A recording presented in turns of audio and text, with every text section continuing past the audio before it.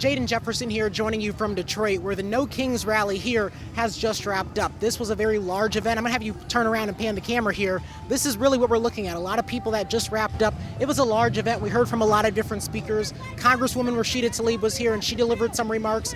There were plenty of other community speakers and activists that were here today to speak out regarding the Trump administration's immigration policies. And we also heard plenty of personal stories here today as well. I can't tell you how many people are afraid to be here. I have a friend that works for the government. She won't come. And I don't blame her. I marched on Washington in 2017, in January, the Women's March. It was peaceful. There was no garbage. It was the most massive amount of people I've ever been in. I would guess to be close to 1 million people. I do want to show you my interview with Congresswoman Tlaib so you can hear what she had to say, as one of the questions I asked her was, are Democrats doing enough? Because they're hearing a lot from their constituents that they're not. Please tell me why you decided to show up today for this protest. First of all, this is the neighborhood that I grew up in. People say, where do I get my strength from? I grew up in this beautiful, kick-ass, wonderfully diverse.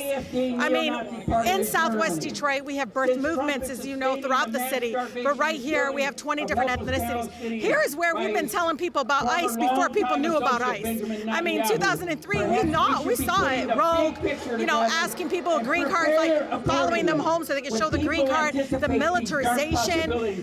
Even with previous administration, we've been warning people that ICE is rogue, that ICE won't follow the constitutional rights of people no matter their immigration status. But it's also the community that taught me, no matter your background, no matter your ethnic background, your religious background, you deserve to live freely with human dignity. And so I'm showing up because I want to support this incredibly beautiful community that's coming up and saying, not on our watch will we allow fascism, not on our watch will we allow them to rip our son away from us. Michael, school is right behind us. He could have been graduating with his family, but for the fact that this Trump administration is violent, divisive.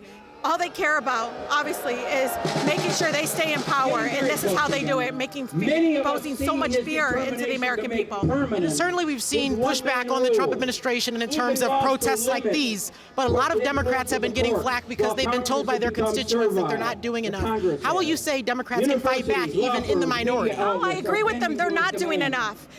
These protests are by the people and for the people. You see it. It's all about the people. Democratic Party did not do this rally. It was the people that did this rally. But it proves over and over again that the Democratic establishment is not what's going to free us from this fascist government.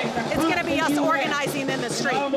What do you make of the turnout today? What does that suggest about the Trump administration's policies and how they're being received? 2 months ago, I saw an analysis between the 2017 rallies that we saw after he got elected the first time versus now. And it's a drastically larger amount of people out in the streets. But you're never going to see it on mainstream media because some of those corporations behind those cameras are people that continue to want a broken immigration system, continue to benefit financially, and having Donald Trump as the president. Reporting in Detroit, I'm Jaden Jefferson.